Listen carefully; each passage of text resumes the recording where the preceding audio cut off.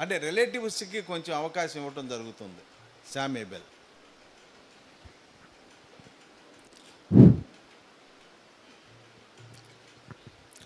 ప్రభు పేరట మీ అందరికీ వందనాలండి. మరి మరి ముఖ్యంగా ఈ యొక్క సహవాసానికి చాలా వందనాలు. నేను ఆయన యొక్క పెద్ద మేనలుండి, మా అమ్మగారు ఆయన యొక్క చెల్లెలు అన్నమాట. ఈయన 1940 సంవత్సరం జూన్ నెల 16వ తారీఖున గూడూరులో జన్మించారు. వీళ్ళ నాన్నగారు అబ్రహాం గారి పేరు. ఆయన తహసీల్దార్గా చేసేవారు ఆ రోజుల్లో. తల్లిగారు కృపమ్మ, ఆవిడ టీచర్గా చేసేదన్నమాట.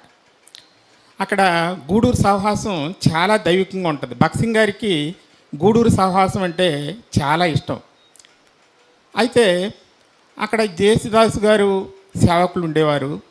చాలా దైవికంగా ఆయన వీళ్ళందరినీ నడిపించారన్నమాట. మా అమ్మమ్మ యొక్క కోరిక ఏంటంటే, నా కుమారుల్లో భక్సింగ్ గారు ఎక్కడైతే దేవుని యొక్క వాక్యాన్ని అందించారో ఆ స్థలంలో దేవుని యొక్క వాక్యాన్ని అందించాలని ఆవిడ ఎప్పుడూ ప్రార్థన చేసేది.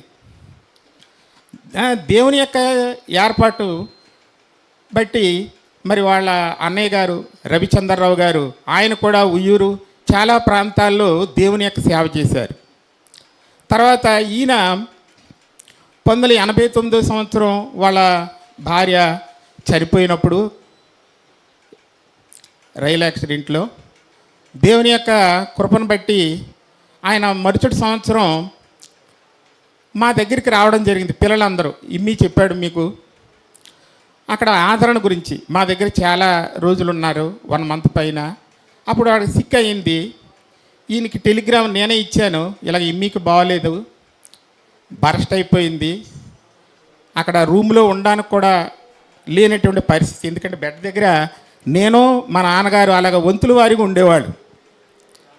అలాంటి పరిస్థితులు ఆయన వచ్చి అక్కడ చూసి అన్ని తర్వాత చుట్టుపక్కల గ్రామాల్లో దేవుని యొక్క సువార్త చేసేవారు.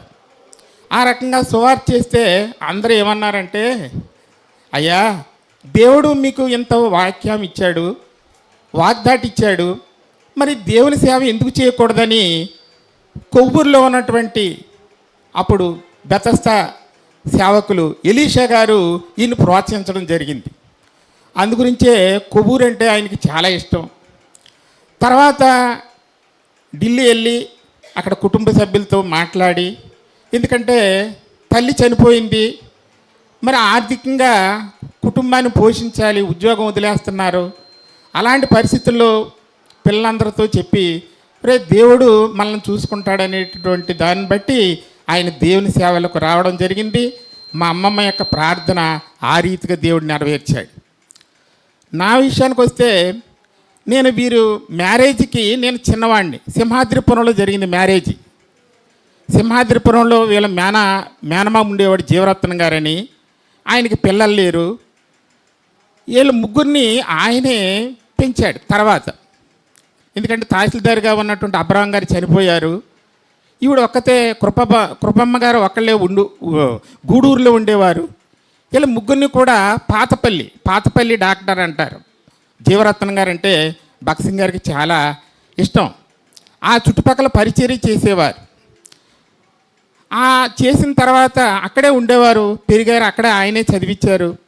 తర్వాత కర్నూలులో చదువుకున్నారు. ఈ రీతిగా వాని యొక్క జీవితంలో సాగింది.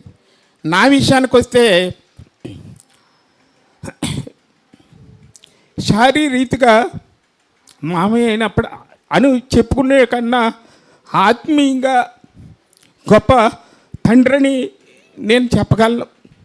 ఎందుకంటే నేను చదువుకుని ఉద్యోగం లేక 7 సంవత్సరాలు ఖాళీగా ఉన్నాను. నన్ను ఢిల్లీ వచ్చేయమనేవారు, నేను వెళ్ళేవాడిని కాదు.